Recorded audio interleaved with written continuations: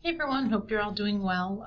Just wanted to go over last week and wrap things up for this week. So last week we were focusing on resources that you have with regard to ethics in the healthcare world. So things like the IRB, the IACUC, the ethics committee, those types of things. And then looking a little bit at different issues related to ethics and research, important topic in any healthcare setting.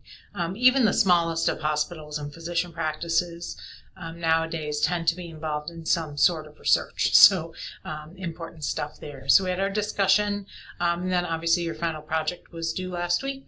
Look forward to taking a look at those sometime soon. So let's go to week 8.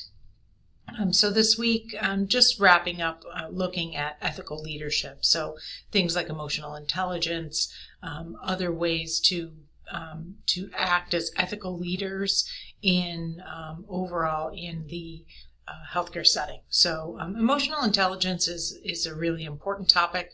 Daniel Goleman is the kind of the theorist that's driven emotional intelligence. He's still very active in studying it, educating on it. But I would definitely, if it's not an area you're familiar with, I'm sure I know most of you are just about done with the program, but I'm sure you've taken some coursework with regard to emotional intelligence. Definitely, as a healthcare leader, I think that personally, the best, and this is a personal opinion, but the best leaders in healthcare are servant leaders, meaning that they're not a dictatorial type leader, they're not the top of the hierarchy, anything like that. They're really focused on, serving their constituents, so serving their team, serving their patients, those types of things. So servant leadership is really a great focus for healthcare, and emotional intelligence can really drive solid servant leadership. So, it's a great way to understand how you respond to your team, to your patients, how they respond to you, kind of taking a self-assessment every day and resetting, understanding what's going well, what's not going so well, etc. So emotional intelligence, great way to approach it. What's interesting is I did my graduate work at Creighton University, which is a Jesuit school. And if any of you are familiar with the Jesuit teaching methodology, Ignatian pedagogy, as it is known, it's very focused on kind of an ancient version of emotional intelligence. So it's really focused on self-awareness, self-assessment, reset via retreat methodologies, etc. Now, of course, that's religious-based. Jesuits are Roman Catholics, but it doesn't have to be. It doesn't have to be spiritual in any way. It's really just about understanding yourself and understanding your morals and ethics. So lots of good stuff there. Let's take a look at the quiz for last week.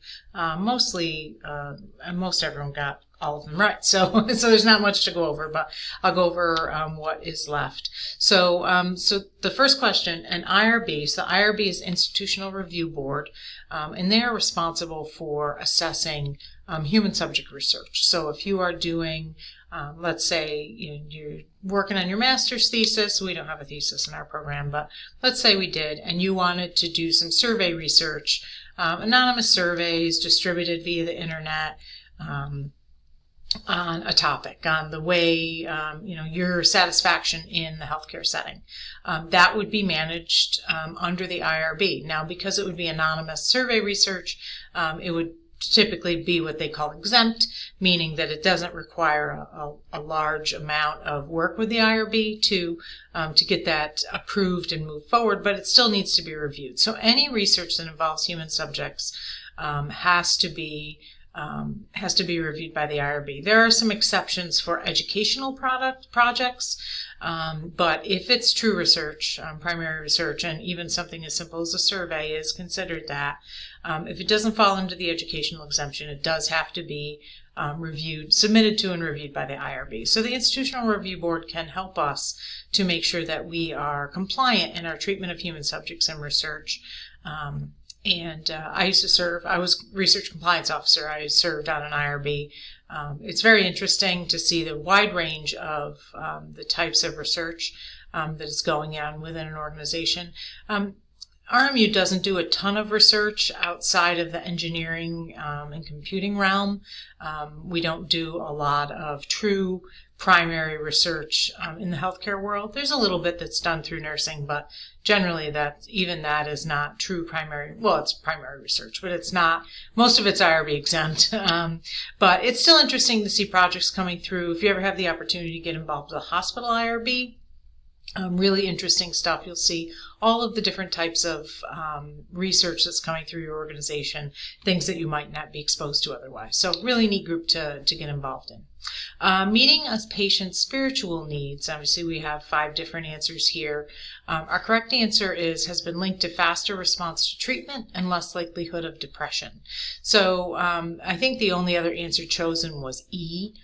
In this case, and there's items here that aren't correct.